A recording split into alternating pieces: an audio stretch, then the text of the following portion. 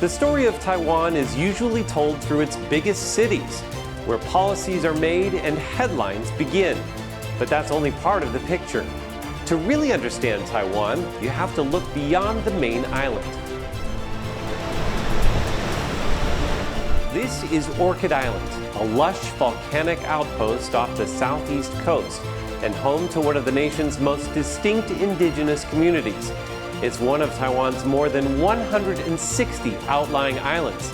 Often overlooked, they only make the headlines when they're tied to a national debate. But there's more to the story here, and it's time to tell it. With me today in the studio is the team behind Finding Formosa, which recently traveled to Orchid Island for a series on Taiwan's contested nuclear policies.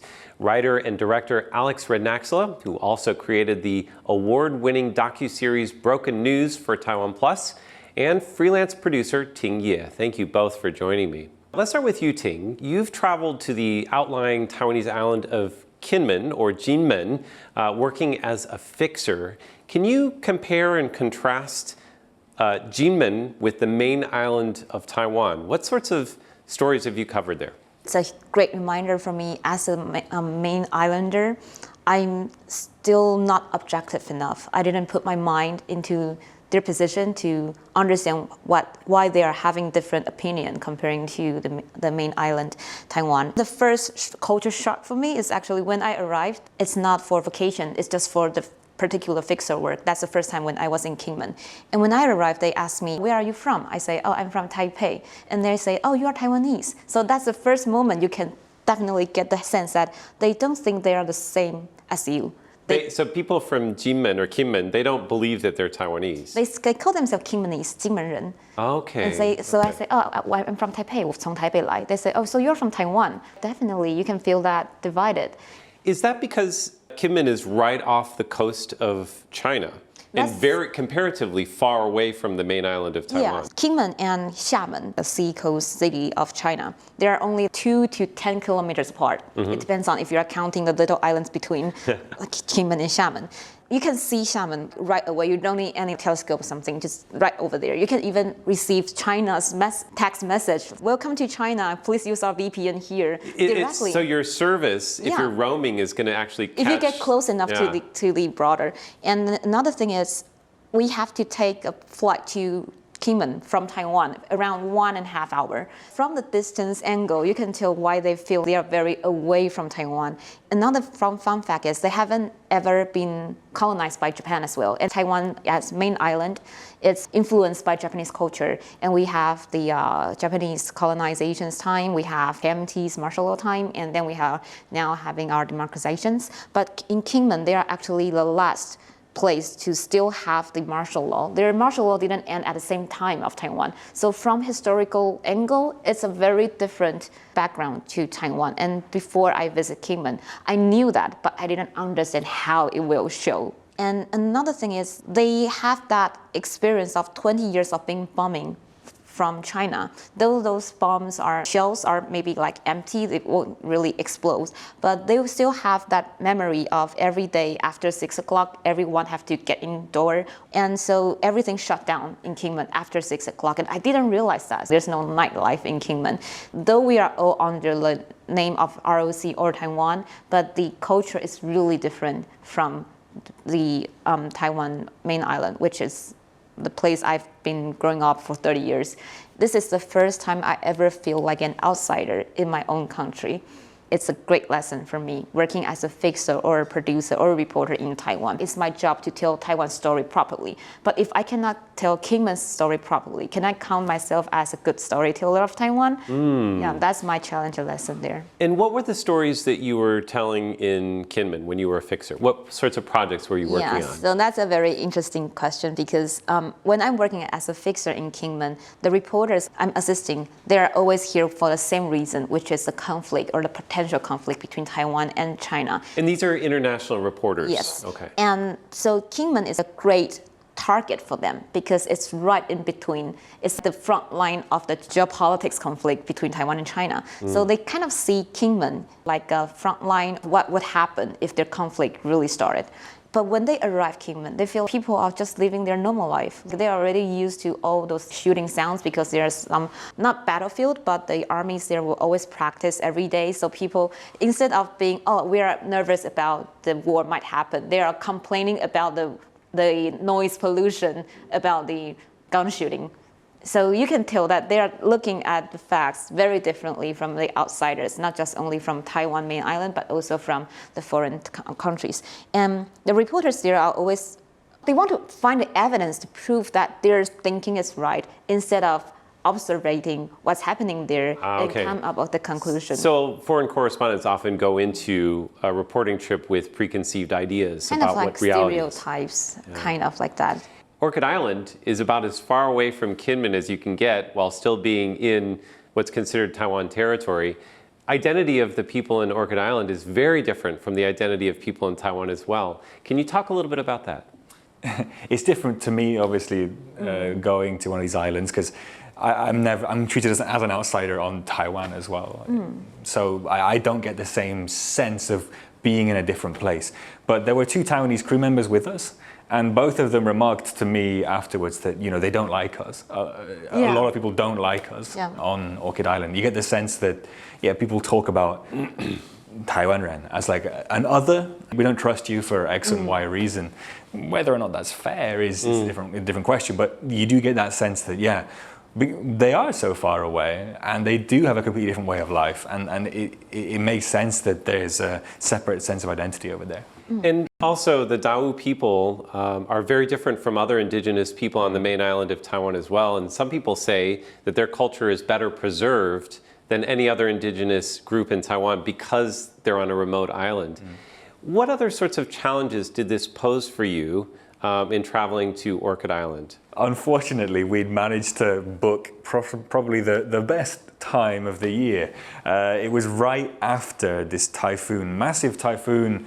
It was, I think, the second day after it had just passed through those seas. And so you get on this very rickety-looking ferry.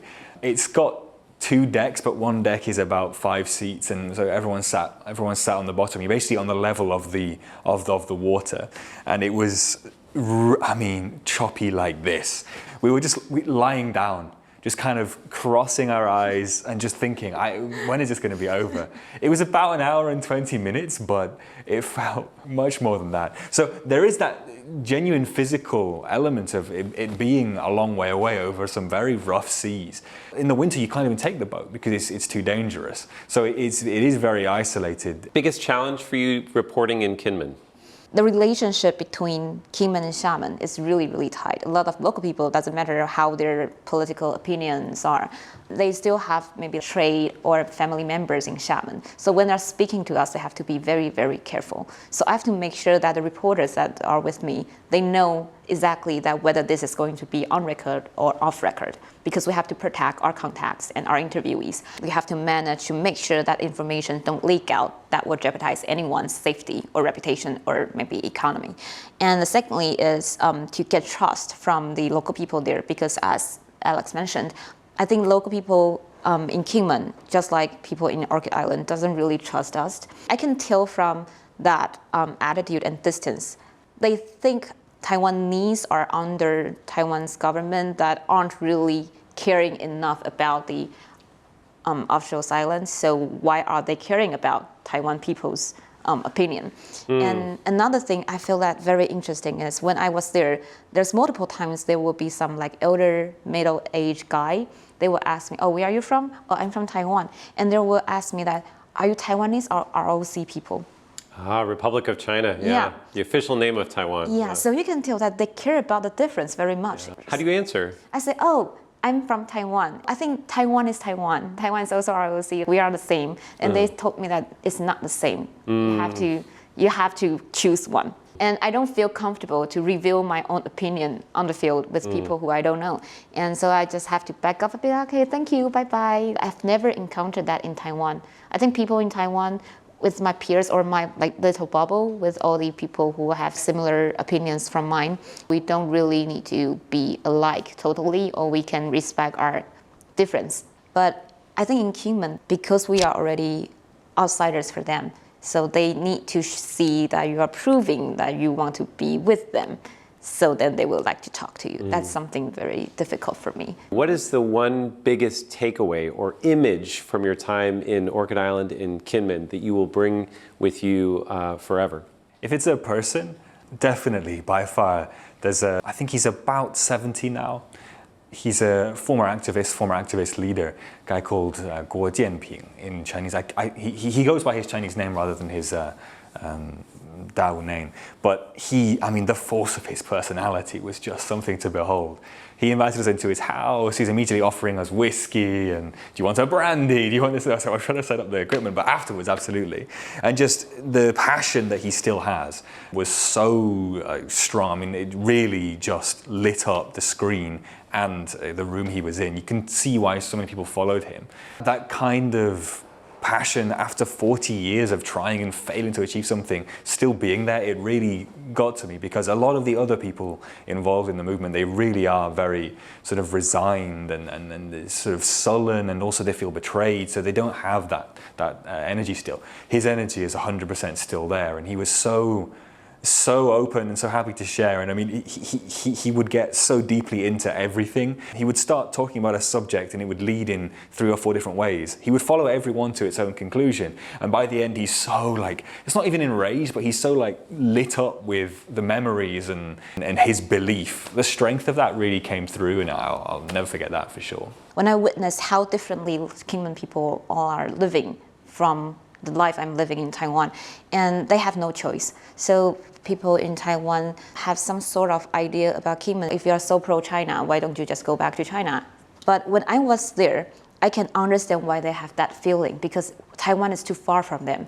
And they have that sense of, if there's anything happening to Kinmen, Taiwanese government might not come to help. And that kind of anxious and hopeless is something that I've never experienced in Taiwan. And especially I'm privileged enough that I'm living in Taipei, which is the capital city of Taiwan. If I want to work as a journalist or work in journalism, I have to always to remind myself that my life wasn't the default of everyone in Taiwan. Final question, very quickly. How can newsrooms do a better job reporting on Taiwan's outlying islands? Basically what you were just saying, trying to wash out the prejudice and going back to just approaching it from as objective as a place as you can. And also just be open to the fact that these places are very different to Taiwan, and they do have different cultures oftentimes. I will always tell the reporters that visiting Taiwan that if you cannot talk about Taiwan's international politics without talking about Taiwan's local politics. And that's exactly the same thing when we are talking about offshore silence. You cannot ignore what's happening over there to build up the picture of why they are making this decision. You have to always trace back to why they are like this. And you have to understand that first, then start to explain the result. Orchid Island is a tiny dot some 65 kilometers off the southern coast of Taiwan, one of 7 major offshore islands which fall under Taiwanese jurisdiction. It is famed for its natural beauty: sheer volcanic cliffs, lush forests, island-spanning coral reefs, and a mostly untouched interior, teeming with plants and animals found almost nowhere else on Earth. The Tao people who live on the island have been there since well before time immemorial. Their true origin remains unknown to modern historians, and much of their culture has survived those millennia. What didn't survive has been lost in just the last 50 years, as the administrative weight of the Republic of China Taiwan came down upon the island, disrupting housing, family, belief, and even diet. Some say the nation has brought a silent killer to the island, toxifying its soil, poisoning its fish, and murdering its people. But what is this invisible toxin? Is it as deadly as many fear? We've been talking to award-winning writer and director Alex Rednaxela and producer Ting Yeh. Thank you for coming on the show. And you can watch Finding Formosa series at TaiwanPlus.com or stream it on your smartphone or TV with the TaiwanPlus app. I'm Andrew Ryan. We'll see you next time.